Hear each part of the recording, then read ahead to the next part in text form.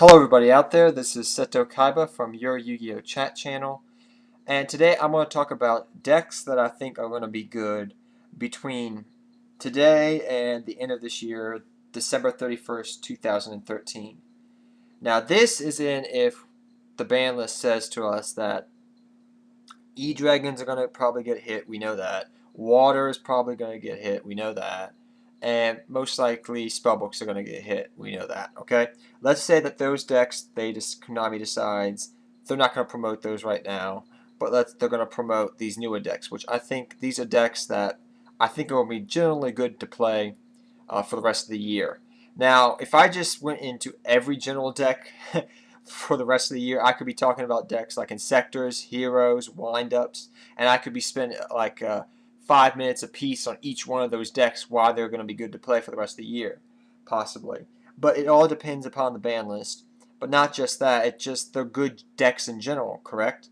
Decks like Dark World and Six Samurai and Necro Valley, like I show, Gravekeepers and stuff like that. Those have been good decks that have been around with us for 2.5, 3 years now almost. And they're still pretty good decks. They're never going to go away. You're always going to find a Six Samurai player. You're always going to find a Gravekeeper player. And you're pretty much always going to find a Dark World player. But the decks that I'm talking about, and you're always going to find Insector players, that deck is good. There's so many good, in general, decks out there. Insectors, Heroes, and they come in different forms. They can evolve in each format.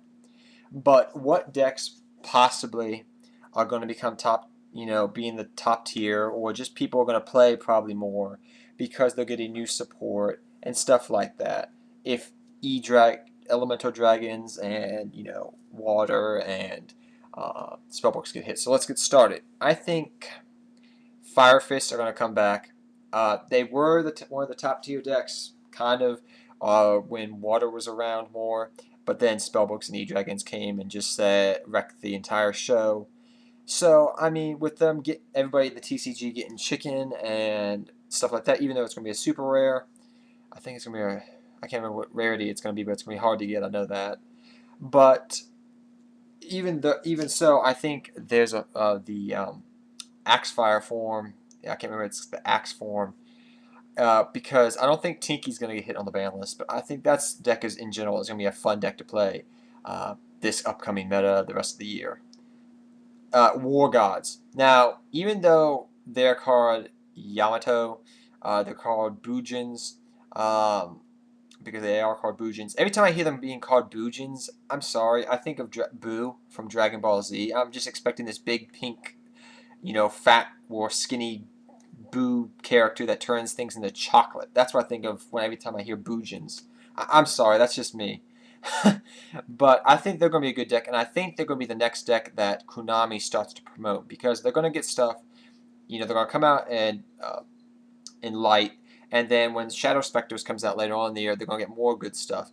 I think right off the bat, they're going to be a good deck, but they're going to get better as time goes on, and that's going to be a good deck to look into, and I'm possibly going to play that deck too, maybe if I start getting back more into Yu-Gi-Oh! It's just going to be it's a fun deck to play in general.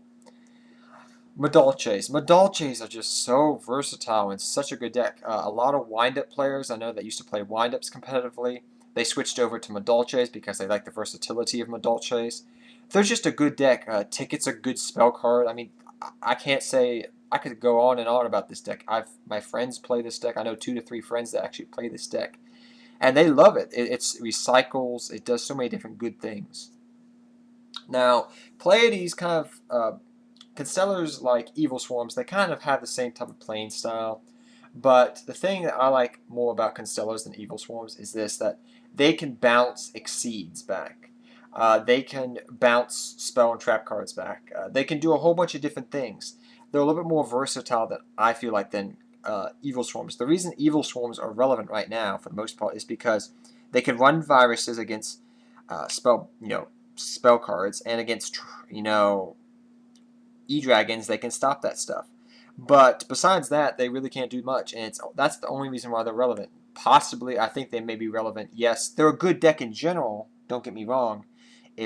But I don't think I think they're gonna be good next format too.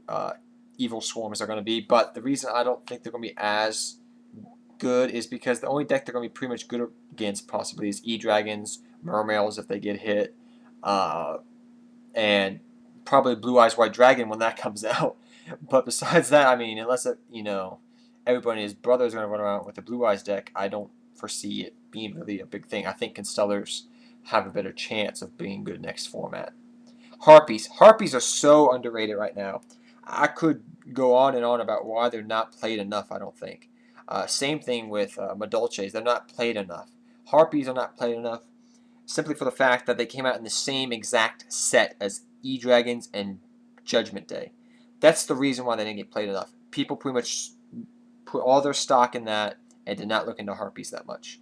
But they're such a good deck still in general. I think the level 4 build is more consistent than the level 7 build. But they're just a good deck in general, I think, and very fun to play. Same thing like I said earlier. Dark Worlds, Six Sams, Gravekeepers, Insectors, Windups. The list goes Heroes. The list goes on and on and on about other good decks that are going to probably be good next meta. But, people are going to play what they want to play, and more power to them. Fight the meta. But I think Water, depending upon what happens to it, I think it's still going to be a good general deck to play. It's a still decent deck. It's just gotten more powerful with Tidal and all that since, other stuff came out. Since it became less relevant. It's still a good deck in general, I think. But tell me what decks you plan to play for next format, for the rest of the year. What decks you plan to play, what decks you plan to create. What deck is your favorite. I mean, I'm pretty much going to play the same decks I've been playing for the longest time. Like I just said, Dark Worlds, Six Sams, Gravekeepers, Herald, all that good stuff. But what decks do you plan to play and make next format? Till next time, everybody, take care, have fun dueling, fight the meta, Seto Kaiba, I'm out of here.